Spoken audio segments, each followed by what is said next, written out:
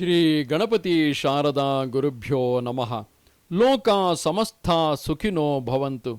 ಶ್ರೋತೃಗಳಿಗೆ ಸ್ವಾಮಿ ದಯಾನಂದ ಸರಸ್ವತಿ ಇವರು ರಚಿಸಿರುವ ವೇದ ಭಾಷ್ಯಗಳ ಕನ್ನಡ ಭಾಷಾಂತರವನ್ನು ಆಧರಿಸಿ ಯಜುರ್ವೇದ ಮಂತ್ರಗಳ ಪರಿಚಯವನ್ನು ಮಾಡಿಕೊಳ್ಳುವ ಈ ನಮ್ಮ ಕಿರು ಪ್ರಯತ್ನಕ್ಕೆ ತಮಗೆ ಆದರದ ಸ್ವಾಗತ.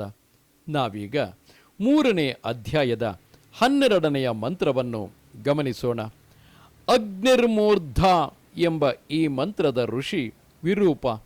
ಅಗ್ನಿ ದೇವತೆ, ನಿಚ್ಛೃತ್ ಗಾಯತ್ರಿ ಛಂದಸ್ಸು, ಷಡ್ಜ ಸ್ವರ.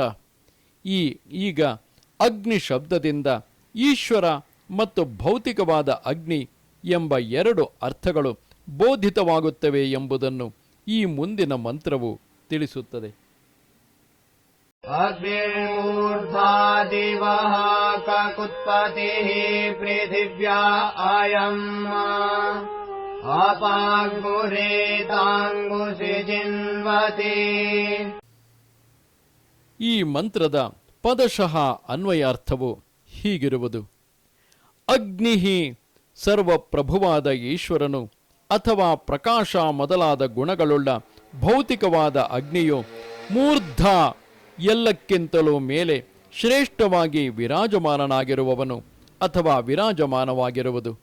ದಿವಹ ಪ್ರಕಾಶವುಳ್ಳ ಸೂರ್ಯಾದಿ ಜಗತ್ತಿಗಿಂತಲೂ ಕಕುತ್ ಮಹಾನ್ ಆದವನು ಅಥವಾ ಮಹಾನ್ ಆದುದು. ಪತಿಹಿ ಸರ್ವರಕ್ಷಕನು ಅಥವಾ ರಕ್ಷಣ ಹೇತುವಾದುದು. ಪೃಥಿವ್ಯಾಹ ಪ್ರಕಾಶರಹಿತವಾದ ಪೃಥಿವಿ ಮೊದಲಾದ ಜಗತ್ತಿಗಿಂತಲೂ ಅಯಂ ಈಶ್ವರನು ಅಥವಾ ಭೌತಿಕವಾದ ಈ ಅಗ್ನಿಯು ಅಪಾಂ ಪ್ರಾಣಗಳ ಅಥವಾ ಜಲಗಳ, ರೇತಾಂಸಿ ಬಲಗಳನ್ನು, ಜಿನ್ಮತಿ ನಿರ್ಮಿಸಲು ಅರಿತಿದ್ದಾನೆ ಅಥವಾ ಉಂಟು ಮಾಡುತ್ತದೆ. ಈ ಮಂತ್ರದ ಭಾವಾರ್ಥವು ಹೀಗಿರುವುದು: ಜಗದೀಶ್ವರನು ಪ್ರಕಾಶ ಮತ್ತು ಅಪ್ರಕಾಶವನ್ನುಳ್ಳ ವಿವಿಧವಾದ ಜಗತ್ತನ್ನು, ಅಂದರೆ ಪ್ರಕಾಶವುಳ್ಳ ಸೂರ್ಯ ಮೊದಲಾದುವನ್ನು ಮತ್ತು ಪ್ರಕಾಶರಹಿತವಾದ ಪೃಥಿವಿ ಮೊದಲಾದುವನ್ನು ರಚನೆ ಮಾಡಿ ರಕ್ಷಿಸಿ ಪ್ರಾಣಗಳಲ್ಲಿ ಬಲವನ್ನು ಕೊಡುತ್ತಾನೆ.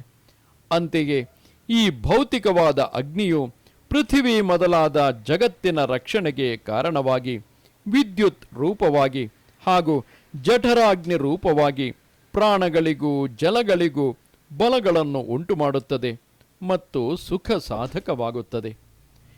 ನಮಸ್ತೆ ಶಾರದೆ ದೇವಿ ಕಾಶ್ಮೀರ ಪುರವಾಸಿನಿ ತ್ವಾಮಹಂ ಪ್ರಾರ್ಥಗೆ ನಿತ್ಯಂ ವಿದ್ಯಾದಾನಂಚ ದೇಹಿಮೆ.